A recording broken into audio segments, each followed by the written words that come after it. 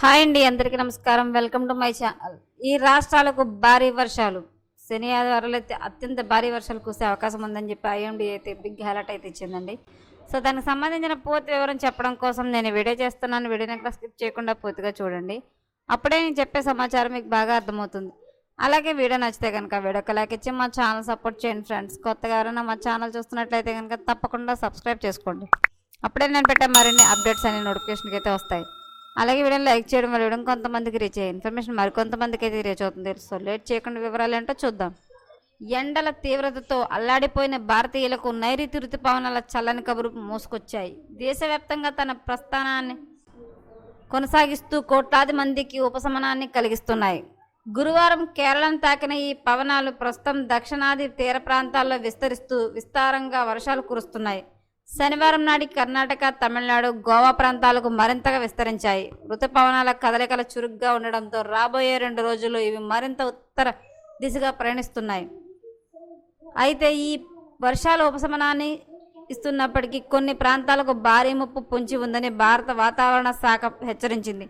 ముఖ్యంగా కేరళ, కర్ణాటక, తమిళనాడు రాష్ట్రాల్లో శని ఆదివారాల్లో అత్యంత భారీ వర్షాలు కురిసే అవకాశం ఉంది. లోతట్టు ప్రాంతాలు, పట్టణాల్లో నీరు నిలిచిపోయే ప్రమాదం ఉందన్న స్థానిక ప్రజలు వాతావరణ హెచ్చరికలను గమనిస్తూ అప్రమత్తంగా ఉండాలని సూచించింది. మరోవైపు దక్షిణాన ఋతుపవనాల వానలు కురుస్తుంటే ఉత్తర మధ్య భారతదేశంలో మాత్రం విభిన్నమైన పరిస్థితులు ఉన్నాయి. అక్కడ ఇంకా ఋతుపవనాలు ముందస్తుగా వచ్చే తీవ్రమైన వేసవి తుఫానులు, ఉరుములు, మెరుపులతో కూడిన గాలులు వీస్తున్నాయి. మధ్యధరా సముద్ర ప్రాంతం నుంచి వచ్చే వెస్టర్న్ డిస్టర్బెన్స్ అనే వాతావరణ మార్పుల వల్ల హిమాలయాలు, పరిసర మైదాన ప్రాంతాల్లో హఠాత్తుగా ఉష్ణోగ్రతలు పడిపోయి వర్షాలు కురుస్తున్నాయి. దీని ప్రభావంతో ఢిల్లీ, హర్యానా, పంజాబ్, రాజస్థాన్ రాష్ట్రాల్లో గంటకు 40 నుంచి 60 కిలోమీటర్ల వేగంతో బలమైన ఎదురుగాలు, పిడుగులతో కూడిన మోస్తారు వర్షాలు పడే అవకాశం ఉంది. ఇలాంటి సమయాల్లో చెట్ల కింద ఆశ్రమం పొందకుండా ఇళ్లలోనే సురక్షితంగా ఉండడం మంచిది. ఈ వర్షాల ముగిసిన తర్వాత వాతావరణం మళ్లీ వేడెక్కే సూచనలు కనిపిస్తున్నాయి. వాయువ్య భారతంలో రాబోయే రోజుల్లో ఉష్ణోగ్రతలు 3 నుండి 5 డిగ్రీల వరకు పెరిగే అవకాశం ఉంది.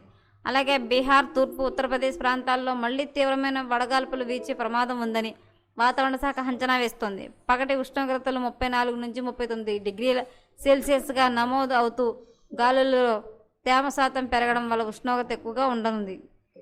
రాష్ట్రాలకైతే కనుక భారీ నుండి అతి భారీ వర్షాలు పడే అవకాశం ఉందని, అలాగే ఉరుములు మెరుపులతో వర్షాలు పడే అవకాశం ఉందని కూడా హెచ్చరిస్తుందండి. సో మరిన్ని అప్డేట్స్ కోసం మా ఛానల్ తప్పకుండా సబ్స్క్రైబ్ చేసుకోండి. Thanks for watching.